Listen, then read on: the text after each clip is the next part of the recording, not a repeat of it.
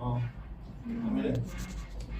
ده برضه حاجه في العجن برضه في الدعك الدعك بقى. تمام؟ حلو؟ وادي ايه؟ عجنتها كلها. ادتني كأن انا اعدي ايدي تمام. تمام. بص العضله بجيبها هو شكل حضرتك بتحب تشتغل في العضله دي؟ لا اه كل مكان ليه حاجه اه ليها يعني ايه مفتاحها. ديت وضعها ده الوضع الطبيعي اللي هو الحلو اللي انت تقدر تشتغل عليه وتطلع منه شغل.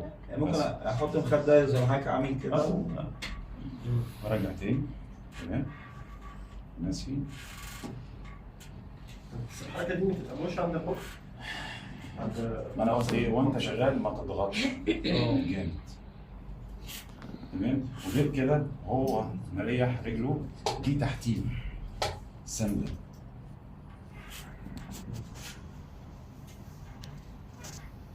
طب بالنسبة للحريم يعني هم نفس الطريقة ولا لهم حاجات تانية؟ ايوه انت هتعملي مع سيدات خلاص. كل رقة شوية.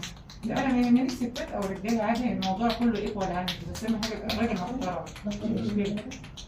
يعني هو بيعمل ناس تعرفها تمام. على الأقل أخلاقيا وكل حاجة. بس يعني بالنسبة للحريم بيعملوا نفس الحاجات دي التقنيات دي ولا بيكون أقل شوية؟ حضرتك بتفضلي عايزه تعملي زي ما انا بعمل اوكي تمام. جميل أوي الطريقة دي. شايفين دلوقتي الوضع بقى ايه؟ ملبن ملبن معلش. لا ده بقيت ملبن يا عفريت. لا الرجل يحسن حاجة تمشي. والله المشي جميل تمشي حلو. عامله زي الموجه ايه؟ ولا تزعل عنها. ازازي؟ بعد التدريب ده يبقى رياضي يعني. ازازي؟ يبقى رياضي بعد التدريب. اهتزازي اهتزازي اهتزازي اهتزازي اهتزازي اهتزازي كم اهتزازي؟ اهتزازي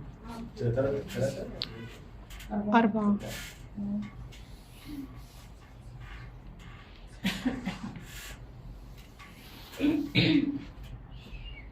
تمام كده.